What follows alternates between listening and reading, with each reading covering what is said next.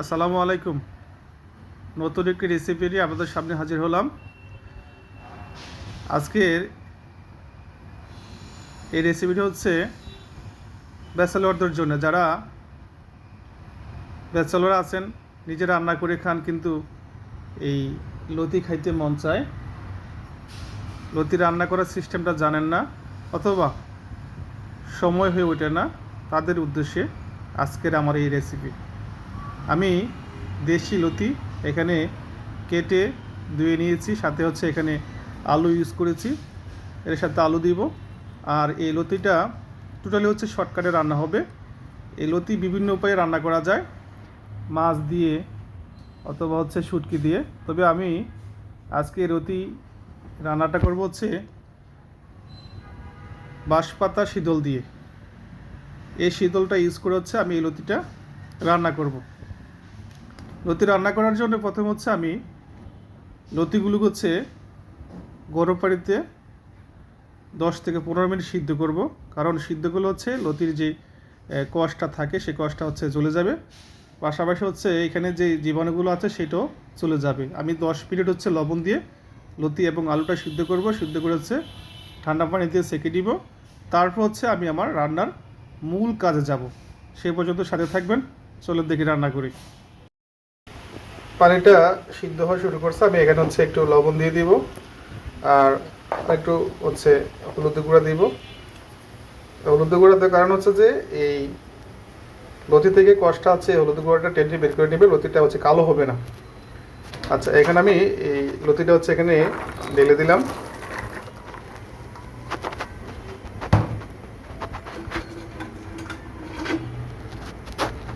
এই পানিতে 10 থেকে 15 মিনিট লতিটা হচ্ছে সিদ্ধ করব। বেশি সিদ্ধ করা যাবে না, বেশি সিদ্ধ করলে হচ্ছে পরে রান্না করতে যে এটা হচ্ছে একবারে নরম হয়ে যাবে, খেতে ভালো লাগবে না। আমি 10 থেকে 15 মিনিট এর চেয়ে কম সময়ের মধ্যে সেটা সিদ্ধ করার চেষ্টা করব। সিদ্ধ করে সেটা হচ্ছে কাঠিতে আবার হচ্ছে বা পাত্রে সেটা সেঁকে নিব, তারপর হচ্ছে রান্নার মূল পর্যায়ে যাব। শীতলগুলো ভিজিয়ে রেখেছি, সেটা হচ্ছে ভালো করে ধুয়ে নিব। আর অবশ্যই ভিজিয়ে রাখতে হবে, কারণ শীতলে এখানে জীবাণু থাকতে পারে বা ময়লা থাকতে পারে, সেটা দূর করার জন্যে অ্যাটলিস্ট 10 মিনিট ভিজিয়ে রাখবো। আমি সেটা ভিজিয়ে রেখেছি এবং সেটা ভালো করে ধুয়ে নেওয়ার চেষ্টা করছি।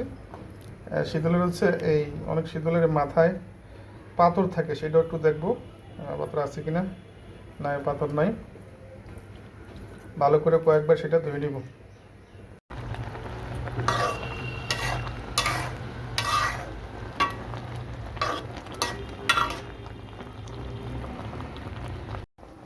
লতিগুলো মোটামুটি 30% সিদ্ধ হয়েছে, এর বেশি সিদ্ধ করব না, কারণ বাকি সিদ্ধটা হচ্ছে আমার মূল রান্নায় হবে, এখানে বেশি সিদ্ধ করা যাবে না। আমি এখন এটা হচ্ছে একটা পাত্রে সেঁকে নিব। মূল রান্না শুরু। এখন আমি হচ্ছে এখানে এই কড়াইয়ের মধ্যে তেল দিয়ে দিব।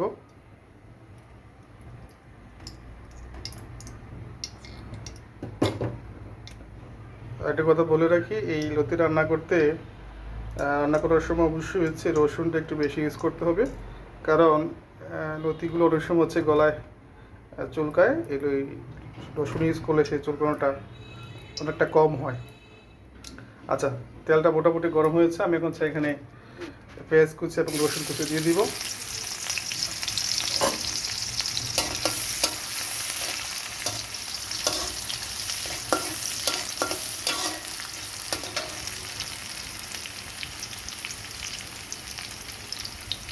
পেঁয়াজ রসুনটা ভালো করে ভাজা হলে এটার মধ্যে হচ্ছে আমি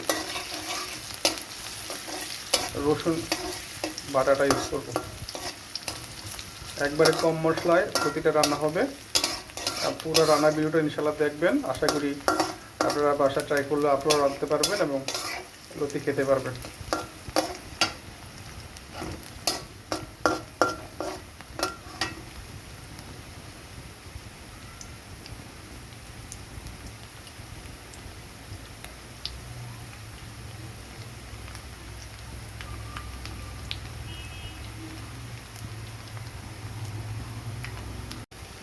পেঁয়াজটা মোটামুটি ব্রাউন কালার হয়েছে, আমি এখন হচ্ছে রসুন পেঁয়াজটা ইউজ করবো।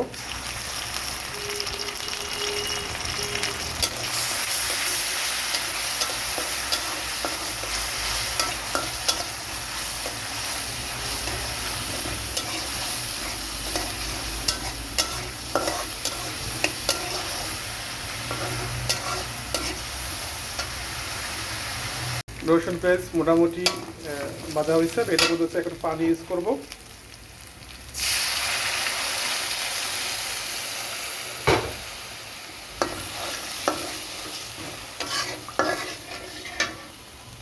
এখন এটার মধ্যে হচ্ছে পরিমাণ মতো লবণ দিলাম, দিব হচ্ছে হলুদের গুঁড়া,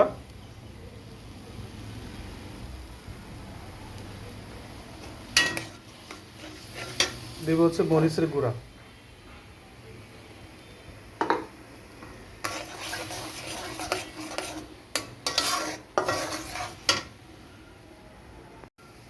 দিব হচ্ছে ধনিয়ার গুঁড়া। এই মশলাগুলো হচ্ছে ভালো করে হচ্ছে কষাতে হবে। মশলাগুলো কষাতে কষাতে যখন এর থেকে তেল ছেড়ে দিবে তখনই হচ্ছে আমি সিদ্ধ করা লতি এবং আলুগুলো এটার মধ্যে দিয়ে দিব। এই কষানো তেলটার মধ্যে হচ্ছে মশলাটার মধ্যে আমি হচ্ছে আমার দিয়ে রাখা এই শীতলগুলো আমি দিয়ে দিব। এই শীতলগুলো হচ্ছে তেলটার মধ্যে মোটামুটি গলে যাবে।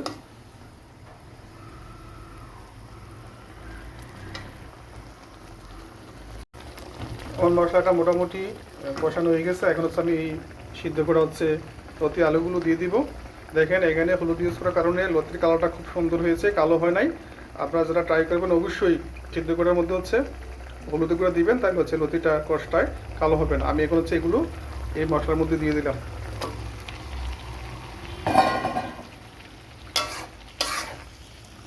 দেখেন আলহামদুলিল্লাহ আমার এই লতির কালারটা খুব সুন্দর হয়েছে।